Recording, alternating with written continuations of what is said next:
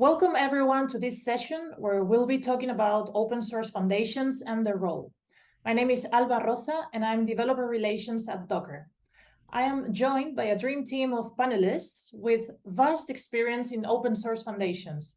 They are Deborah Bryant, Board Director of the Open Source Initiative and the Eclipse Foundation, Arun Gupta, currently governing board member at OpenSSF, the Linux Foundation, and the Cloud Native Computing Foundation, Carol Geyer, Chief Development Officer at OASIS and Community Liaison for ISO PC 317, and Derek E. Weeks, SVP and CMO at the Linux Foundation and Senior Advisor at OpenSSF. Well, thank you all for being here today and welcome. Yeah, thank you for having us. Thank you. Yeah. It's a pleasure to be here. Good to be here. Nice to meet you all again. So let's get right to it. I think we have a lot of questions. I would like to have a nice conversation with you all. So let's get into it. With the first question I have in mind, which is, where does the need for open source foundations come from? Yeah, so who wants to start? Yeah, Derek. I can jump in with a quick remark and others can chime in, but I think the need around open source foundations really comes into a couple of places. One, around open source, I think we all know that innovating together brings better innovation, and you need a space for people to do this. And then the open source foundations really come into play. I think one of the biggest values of the foundations is giving innovation a neutral home to live in that's not backed by some profit center that's trying to drive a certain sales outcome, for investors. I think we all know that there's a huge amount of innovation that's happened there, clearly that's been characterized and measured over decades and centuries. But I think in innovation, a lot of technology innovation just comes from people hanging out together, having the space to breathe, and creating something that they know is a need. They might not understand if there's a market for it, but you need that kind of neutral home for people to do things without that profit center driving a specific outcome.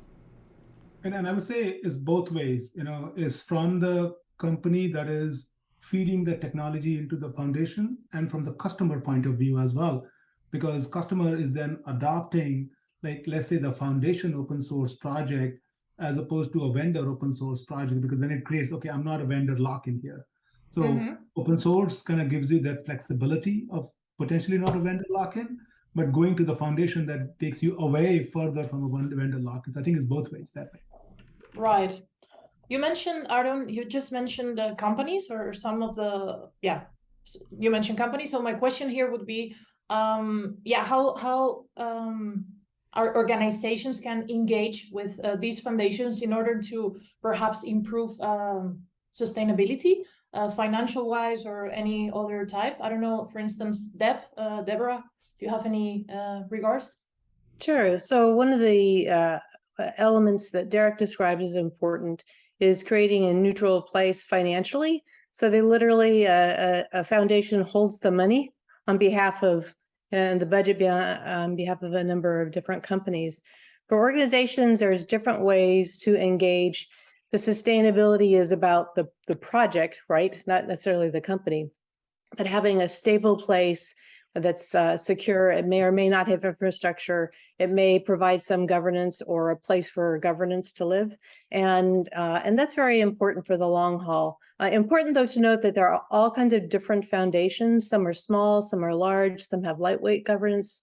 And for a company is looking to sustain their project, they're looking for the right size governance and also the community that they typically would work on a project. That's where they would go to work. Yeah, I would agree. And I think IP, of course, and we can get into that in more, I mean, you can't have a discussion without discussing IP. And that's one thing that a foundation gives you, that neutrality, the safety that Derek and Arun mentioned, especially for IP as well as holding the money. And so companies, benefit by sharing that. Yeah, from the sustainability perspective, that's been a very genuine problem that CNCF is going with right now. The foundation has existed for about 6 years. hosts some of the most popular projects on the GitHub, Kubernetes, Prometheus, etcd and all. And the sustainability is in all different forms, like the maintainers. Are we getting the pull requests addressed in a timely manner? Are we getting a new set of developers coming to the project? Is there a burnout happening? So that's a very genuine topic. And as a matter of fact, at last KubeCon Valencia, we actually had a governing board strategy discussion focused on sustainability. So there's a special issues group, in CNCF where they're focusing on how can we improve sustainability of the projects. So sustainability is very key. And the fun part is, is a pro and the con here. If it's a commercial vendor, then they have a commercial interest, and then they'll put the developers in there. But if it's a nonprofit, because now you are also benefiting your competitor, so how many of the developers you want to put in there, and how does the objective of the foundation ties to your commercial product is sort of sometimes defined whether a vendor is going to put developers, and thereby sustainability of the project is definitely a critical element. Let's keep on talking about sustainability. And Deb, I believe you mentioned governance before. How do you build consensus, or how does the whole decision-making process work between board members and this community that you're talking about? Well, everyone here could probably together write an entire book on that topic, so I'll try to be very, very concise. So, a board for a project usually has to do with maintaining the financials and the overall direction of the project, and they are accountable to the companies who represent their voice. But the technical governance is usually different. So, and there's a different community, there's different leads, and those things are usually independent. And again, it depends on, where you're doing your project. You can do something very small. You could go to some place like software in the public interest because you have a small project that you're doing for universities, or you'll go to some place like OASIS where you're creating a standard. But the governance really depends on creating, a group of people who come, or organizations that come together transparently. They all bring their agendas to the table and they work through it that way. The technical governance gets driven very much by the technical needs and the specifications for what they're trying to create. The tension will happen sometimes in governance if a company is interested in slanting a project towards their own needs that may preclude someone else's needs, and that's where that tension gets balanced in the board governance and the technical committees as they look at what really makes sense to keep the project alive and going.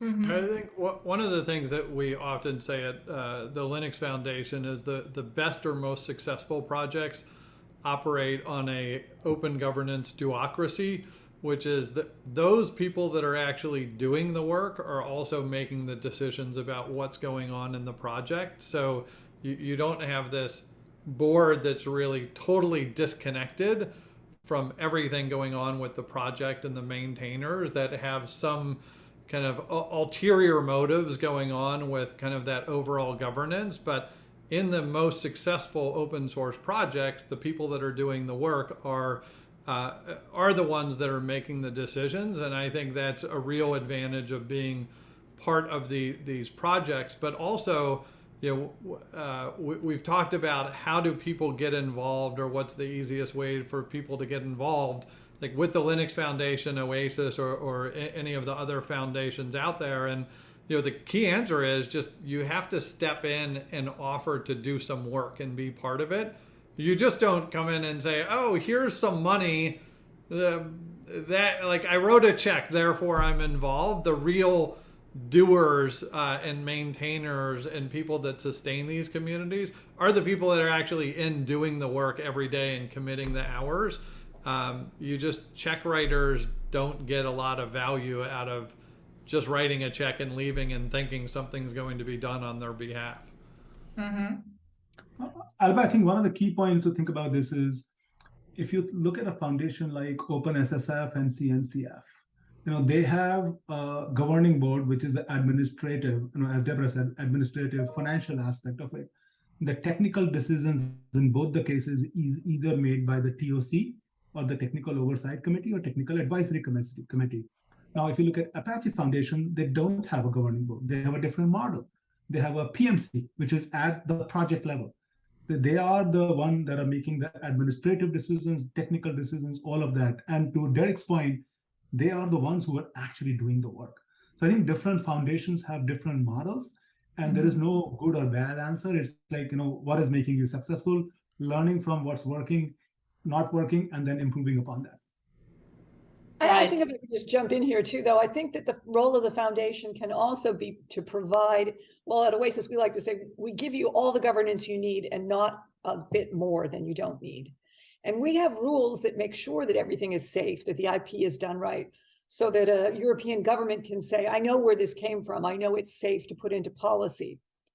But on top of that, then we say, but beyond these rules, maybe you want to have your meritocracy, or maybe you want to have 10 people on your technical steering committee, maybe, because different communities have different needs. And so you have to have that flexibility backed up by the actual ironclad structure that you need in order to make sure what you develop gets adopted. I'd like to add one more comment too, because I want to make sure the idea of IP doesn't get lost, because not everyone's from the US. So when Carol says IP, she's talking about intellectual property, not internet protocol. And the topic of licensing and trademarks are very important to sustain projects.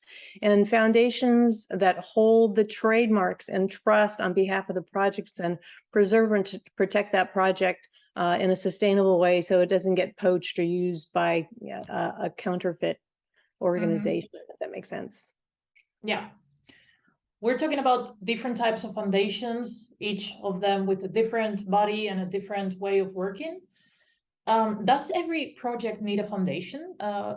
What are the characteristics that suggest moving from a project to a foundation? Who wants to take it? I'll start with this one, because I spent 8 years working at Red Hat, and we were involved in many different projects. Belonged to a lot in Linux Foundation, Eclipse Foundation, Apache Foundation. We've worked with software in the public interest for very small projects, and the key thing is to just find the right size project. You'll find that GitHub, and in a previous incarnation, SourceForge, had a lot for decades. A lot of open source projects worked just fine without foundations. But I think the pivotal point was when we started using open source to work into the technology roadmaps of enterprises that are now relying on building their tech strategy or their income strategy. Linux Foundation came out of a need to commercialize Linux Foundation. So for that reason, these foundations will be around for a long time.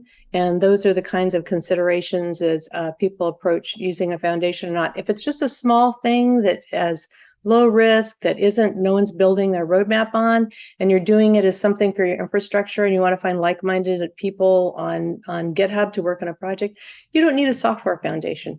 But if you need to be able to have other companies participate in your work, and you need to be able to co-invest in a project and ensure its longevity, then you're now talking about needing to look at joining a foundation or putting a project into a foundation. I mean, that goes back to exactly the same philosophy.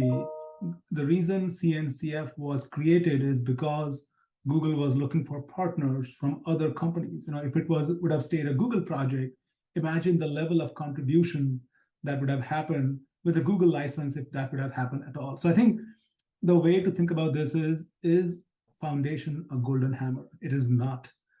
So really, I want to go back to, when you are trying to think of contributing a project to a foundation, think about what is the problem you're trying to solve. Like, what is the thing that you're trying to accomplish by going to a foundation that you cannot accomplish by yourself? Because you have to give up your IP, copyright, trademark, everything to the foundation. So you lose a lot of control, but you get a lot of community pull and a lot of marketing dollars as part of it. So I think it's not a one-size-fits-all answer. Yeah. Absolutely. One, there's not a one-size-fits-all answer for a foundation or for what kind of project makes sense. Some very tiny but very critical projects are part of foundations, whether that's open source software, hardware, data, standards is part of that.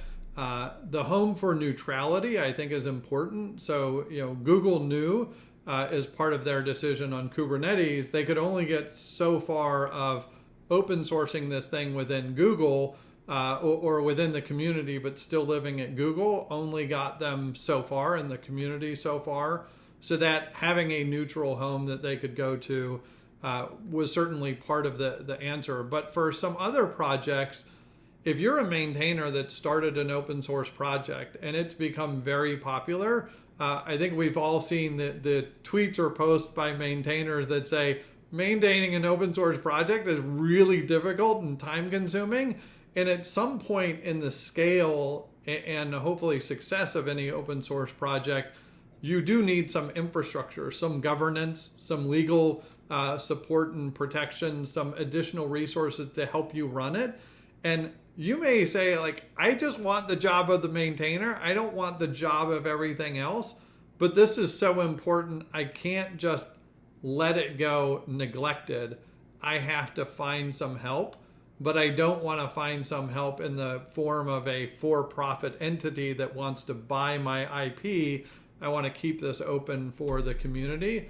And so that is certainly, neutrality is one reason, scale of operations is certainly another, and there are many other reasons, of course.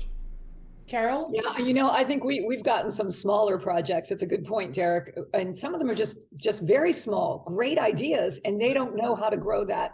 Or they know who they want, but they're not going to get Google and Microsoft and the DoD to fund them because they don't know, they're an unknown quantity. Where if they come to a foundation with a name and a reputation, it's easier to get sponsorship.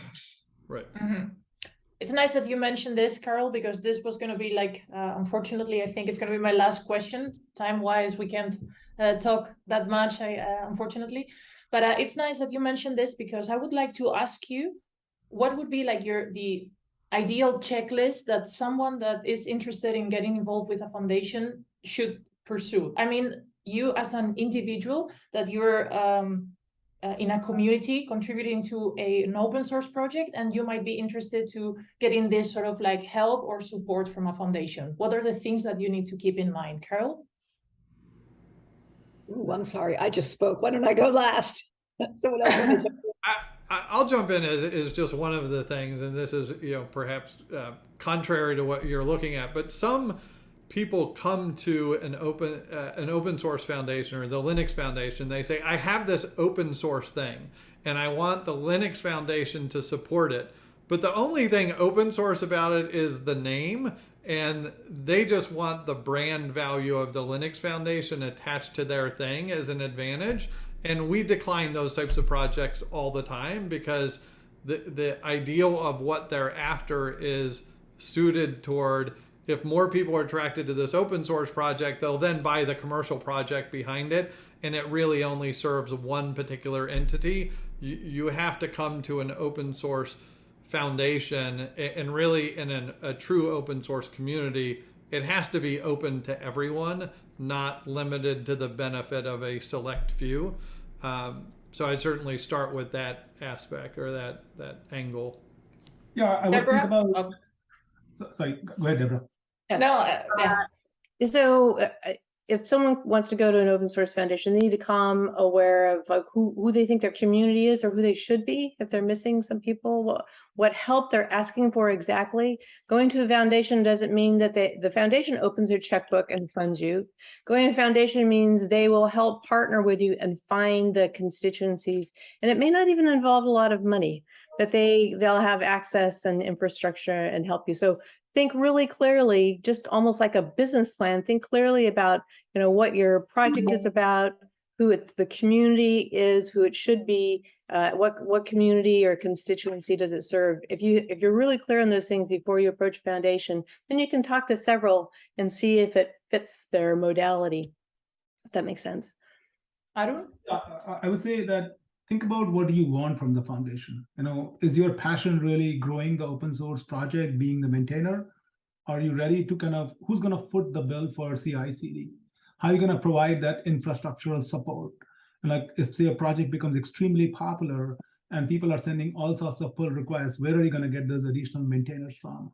If there are events happening and you want to put a booth over there, who's going to foot the bill for that? Do you really want to go that route? I think there are multiple things that you want to think about. As Deborah said, clearly have that business plan. What do you want from the foundation? And that really helps you think about that. Okay, you are the CEO of your project. How I'm going to take the project forward? And this is sort of becomes my marketing team, my IT team. They're all coming from the foundation, and that makes a big help. Yeah, I agree. And I think articulating your value proposition, not only of the project, but of why someone should participate in this project, really be clear on what that value proposition is so the foundation can help you make that case. And be realistic about, like one thing people look at is how much does it cost? That's one of the first questions we ask or we get asked. Well, make sure you understand you might want low dues, but if you want a lot of services, that's just not realistic. If you want high due, if you want to do a conference for 3,000 people every year, know that going in. Yeah. Absolutely. Okay, so I got some of your tips. So of course, considering if is it really open what you're trying to do, or is it just a branding thing? The business plan and value proposition regarding costs, and also if you're ready to become a maintainer at all costs, right? Would be the conclusions of the things that you would have to keep in mind before even pitching the idea and getting in touch with these foundations. Well, unfortunately, we've run out of time. So thank you so much, Deborah, Arun, Carl, and Derek for being here today and joining this panel discussion. Your insights have been very, very, very nice. Thank you so much for being here today. Thanks, Alba. Thank you, Alba. Pleasure. Thanks a lot. Good to see all you. Yeah. And you Docker community, I hope you have enjoyed this conversation as much as I have. Stay around and keep enjoying our community all hands.